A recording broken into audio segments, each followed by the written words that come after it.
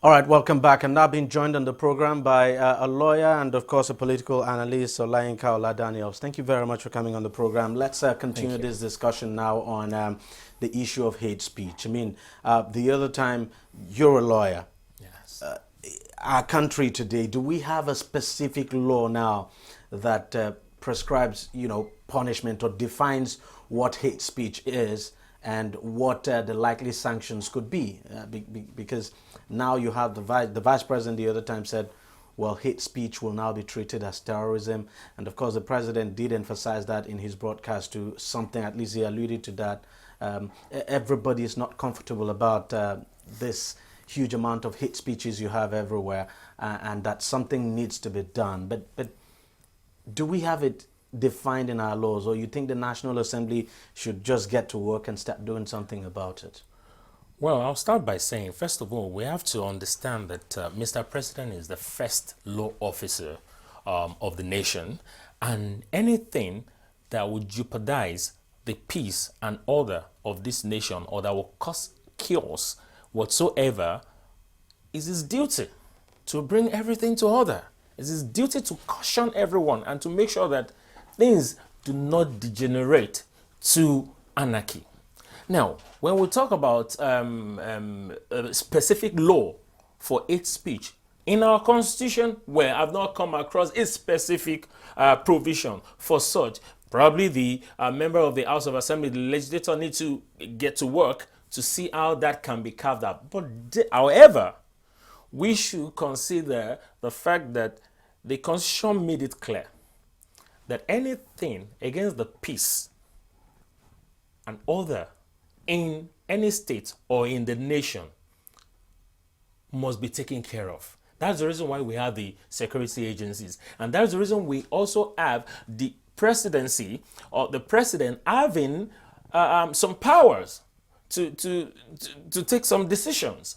In such cases, when a president says that, oh, now hate speeches are causing chaos in the land, they are degenerating to unpalatable situation in the country. It's his duty to call everyone to order and to caution everyone. How does the government walk that fine line of, not breaching people's fundamental rights to freedom of speech? Don't forget that Chapter 4 of our Constitution, of the 99 Constitution, as amended, Chapter 4 clearly stated that there is a fundamental right that every citizen of the Nigeria is a benefactor of. However, your right cannot be abused. Your fundamental right is also subject to the right of the other citizen. So wherever your own right stops, that is where another one starts. You can't say because I have I have freedom of speech, I have freedom of movement, I have freedom of religions or association, then I need to then cause chaos or turbulence or fractions among other people. No, the law is not going to allow that.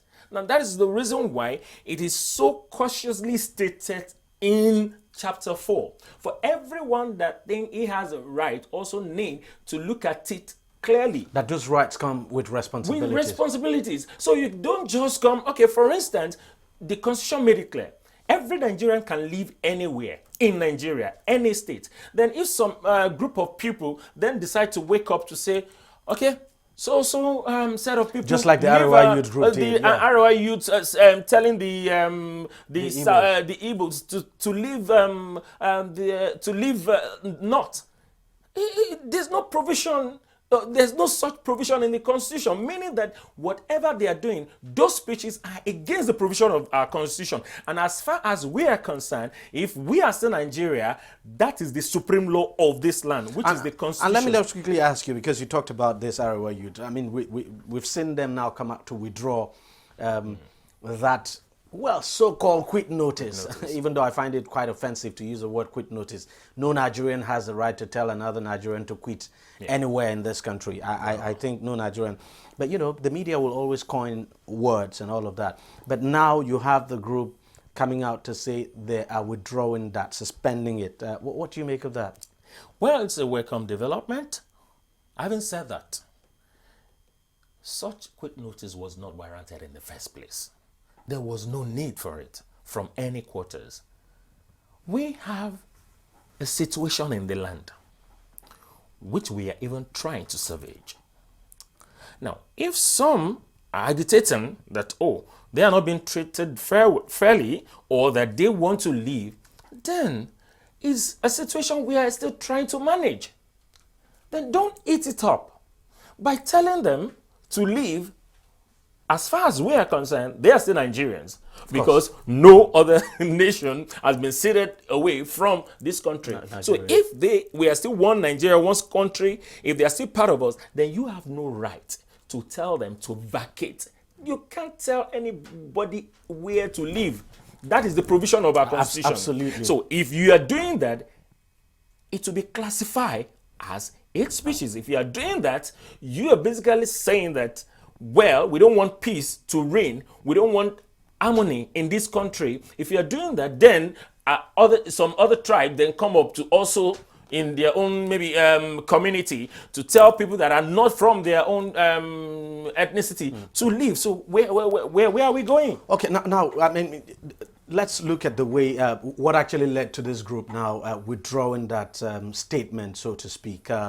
The governors of the North actually met, and of course they asked the governor of Borno State to also interface with them. And we saw the governor of Borno State. He was there when the announcement was made, withdrawing the statement. Some people have argued, and I want to get your own take on this. Don't you think probably the governors of the southeast too of the country should be doing the same thing with Nnamdi Kanu? You know, that the way the governors of the North have done that, probably the governors of the southeast too should be meeting with Nnamdi Kanu and telling him, look, man, pipe down. Take things easy. Let's stop this. Let's work towards the unity of this country. Well, I think I've said something like that on this platform before about immediately the Arewa youths came up with the quick notice. We saw El-Rufai, standing, up to say, no, this is not allowed. And some northern leaders started talking, except for one of them. And the question we asked them, since this agitation started from the southeast, where are the governors? What have they said? Has anybody cautioned Kanu? Kanu was given bail conditions. Part of the bail condition Kanu was given was not to be seen amongst people beyond 10. We know what Kanu has done since he got the bail. He came out from custody. We know what Kanu has done. Nobody, so far, we didn't hear anybody caution Kanu from the southeast. Now, if Kanu, none of the governors. So if Kanu is picked, then we go again with so much noise. It is sad, because if the northern leaders could do this, if their governors could come together and their leaders could come together to tell the youth, calm down, drop this matter, let us go to the drawing board. Let us go to the table and find a lasting solution to the problem is our country, and we must find lasting solution to it. I expect the Southeast governors and their leaders also to do the same. It is sad and barbaric to see some elders, some leaders behind Kanu during this agitation. And it's so sad. Sometimes when I look at it, I'm like, these people are supposed to be leaders. They're supposed to be our elders. They're supposed to tell this young man, no, we didn't start this way. And we have a place we are going. This is not where we are going. Fine. Well, so recently, Kanu gave his conditions that, yes, he's ready to drop the agitation if the government is ready to go by the restructuring and, maybe restructure the country. Fine, he will drop it. But even before then, I am of the opinion that the governors from the southeast, they need to start speaking out now. The leaders need to speak out.